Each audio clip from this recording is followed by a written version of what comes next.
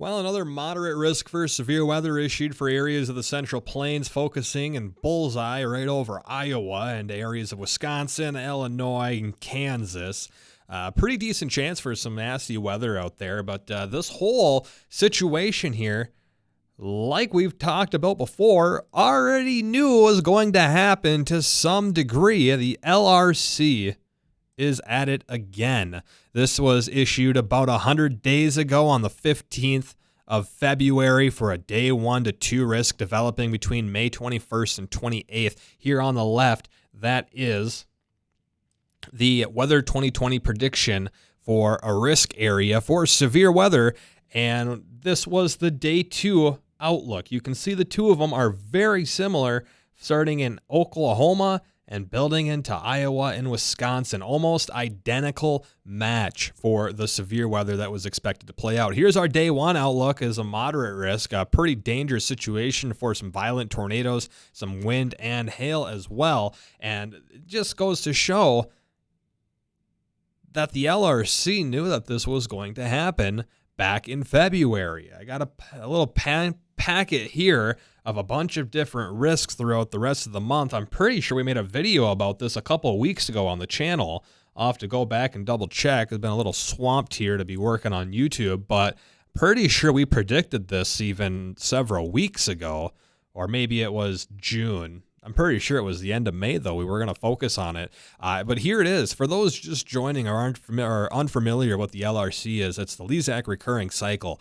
The weather pattern cycles regularly above our head, which produces and supports the weather that we experience down here at the surface. Patterns will set up every fall, and they will cycle through the winter, spring, and summer until a new pattern sets up the following fall. So we already knew a decent idea of what the jet stream was going to look like based on what's already happened, projected forward, and we are able to make these predictions. Say, well, that last third or fourth week of May, be on the lookout for potential for a nasty severe weather outbreak. Here, I'll let you read this here text down here at the bottom if you'd like to, but it kind of goes back and talks about the past cycles of severe weather that was produced by the upper level wave that has cycled through this entire winter, spring, and now as we head into summer. This will continue to go as well. Let me just do a quick little thing.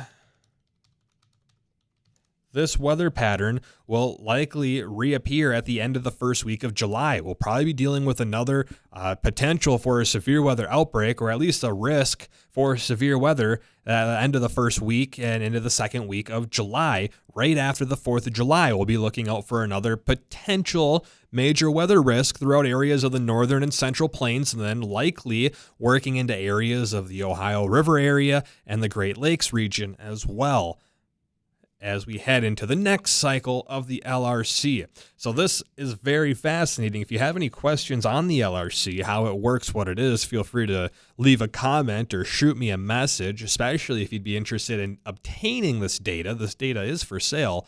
We can get you in contact to be able to get this kind of information. I wanted to show you something else here. I can't quite remember what it was right off the top of my head.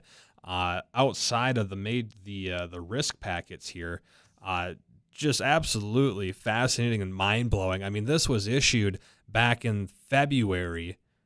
That was a 100-day outlook for severe weather this week, highlighting the first couple days of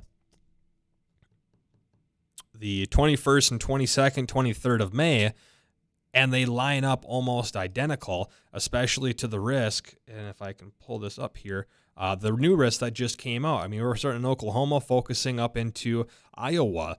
The other thing I wanted to show you was on this risk. Here's our day 2 through 4 risk of the same week, a secondary risk for severe weather, focusing around Illinois, down into Kentucky and Tennessee, and into areas of the Gulf Shore region. What's happening next throughout this week is very fascinating. We can pull it up on the computer models here if I can navigate through all these tabs I have. Here's our system coming through today that's bringing the risk for severe weather in areas of Iowa, Kansas, Oklahoma. That's our day 1 and 2 risk. And then if we want to compare it to the secondary risk down here, the bullseye for this, again, it's hard to see. For some reason, this wanted to be put in gray, and I don't know if I can change the font of it. I don't know. It's pretty hard to see, and you can't see it at all. Oh, you can kind of see it there in the corner. But let's do that and this, and I don't know. I just messed something up here. But let's take a look at this on the computer models. So this is what's happening today. And if we go forward a few days towards the end of this risk period, so the 26th, 27th, which still falls in that line, we're seeing another short wave here that's going to mix in with instability likely down into the southeast and produce another risk for severe weather through areas of, say, southern Illinois, down into portions of the Gulf Shore, Mississippi, Alabama, Georgia, Tennessee, and Kentucky.